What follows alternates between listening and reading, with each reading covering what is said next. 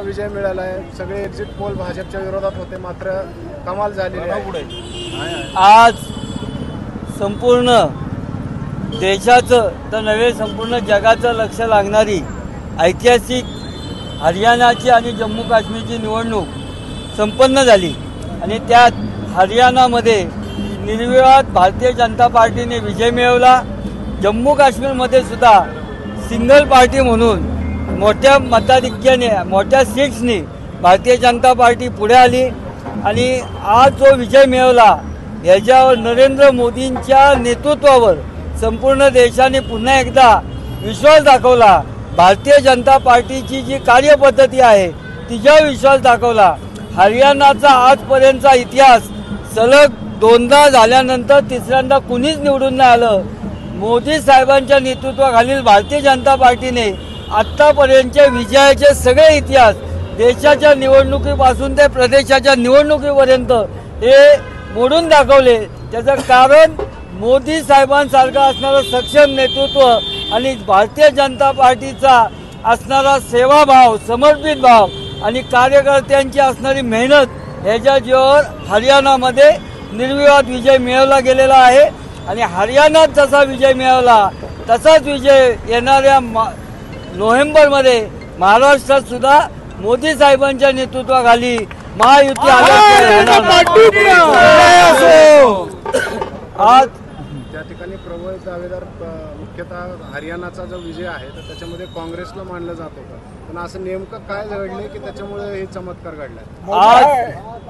आज या ठिकाणी मोदी साहेबांच्या नेतृत्वाखाली मागील वेळेस जो थोडासा महाराष्ट्राच्या लोकसभेच्या निवडणुकीमध्ये जो फेक नेरेटिव्ह हा विरोधी पक्षांनी केला होता, संविधान बदलणार, इतर काही गोष्टी करणार, जी काँग्रेसनी घटना दुरुस्ती असंख्य वेळा केली, त्याच काँग्रेसनी फेक नेरेटिव्ह केला होता आणि ज्यावेळेस राहुल गांधी परदेशात गेले आणि त्यांनी आरक्षणाविषयी बडबड केली त्यावेळेस त्यांचा खरा चेहरा हा जनतेसमोर आला।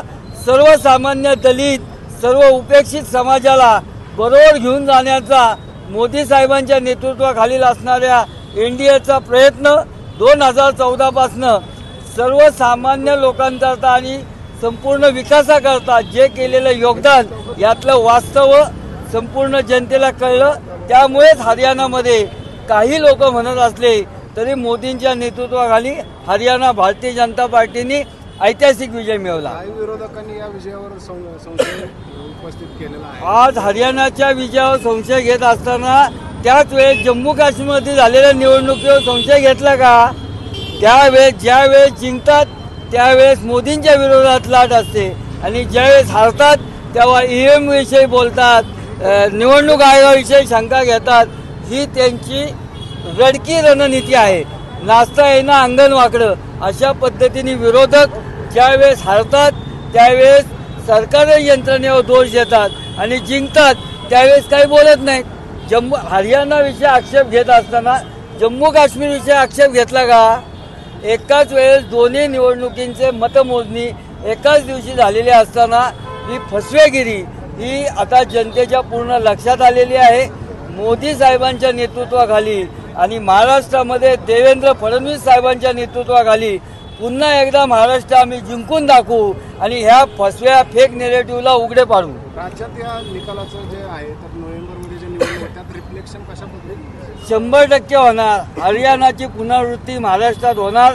देवेंद्र फडणवीसांच्या व एकनाथ शिंदे, अजितदादा पवार या त्रिकुटाच्या नेतृत्वाखाली महायुती स्पष्ट बहुमतात महाराष्ट्रामध्ये सरकार बनवणार।